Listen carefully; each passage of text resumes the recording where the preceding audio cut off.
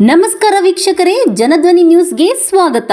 ಚಿತ್ರದುರ್ಗ ಜಿಲ್ಲೆಯ BSc AG ವಿದ್ಯಾರ್ಥಿಗಳಿಗೆ ನಡೆಸಲಾದ 2ನೇ ಪರೀಕ್ಷೆಯನ್ನು ತಕ್ಷಣವೇ ರದ್ದುಗೊಳಿಸಬೇಕು ಎಂದು ರಾಜ್ಯ ರೈತ ಸಂಘದ ಮುಖಂಡ KP ಭೂತಯ್ಯ ಒತ್ತಾಯಿಸಿದ್ದಾರೆ.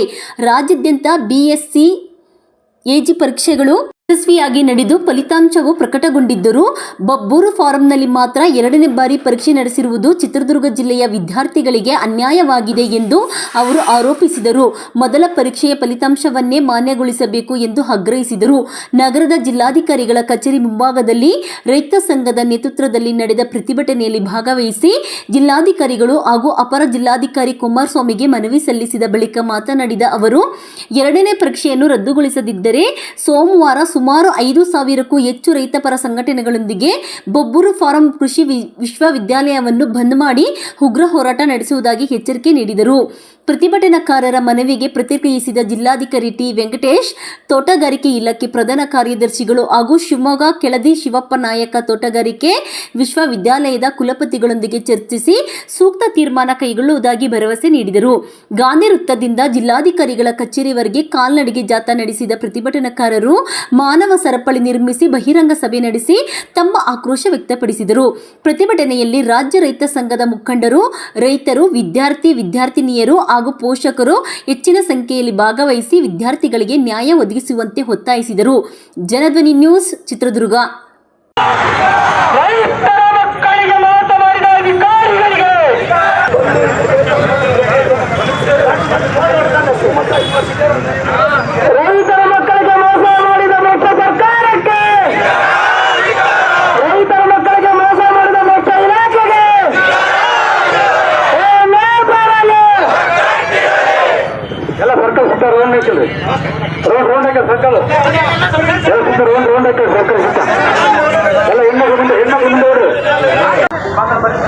ದಾವಣಗೆರೆಗೆ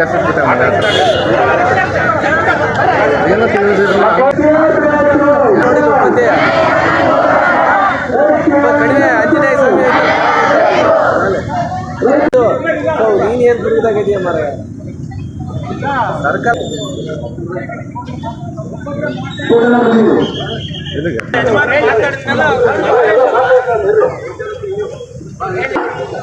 ಇವತ್ತು ಏನು ನಮ್ಮ ಬೊಬ್ಬೂರು ಫಾರಂನಲ್ಲಿ ಕೃಷಿ ತೋಟಗಾರಿಕೆ ವಿಜ್ಞಾನ ಕಾಲೇಜಿನಲ್ಲಿ ಈ ಪರೀಕ್ಷೆ ಮಾಡಿ ಒಂದು ಕೂಡ ಸರ್ಕಾರ ಆ ಪರೀಕ್ಷೆ ರದ್ದುಪಡಿಸಿ ಮರು ಪರೀಕ್ಷೆಯನ್ನ ಮಾಡಲಿಕ್ಕೆ ಉಂಟಾಯಿತು.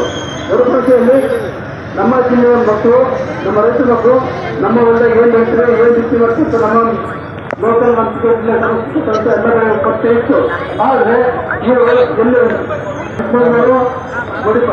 ಆಟೋ ಆ ಕಡೆ ಬೆಳೆಗಳನ್ನ ಅಧಿಕಾರಿಗಳಿಗೆ ಎಲ್ಲ ವಿದ್ಯಾರ್ಥಿಗಳಿಗೆ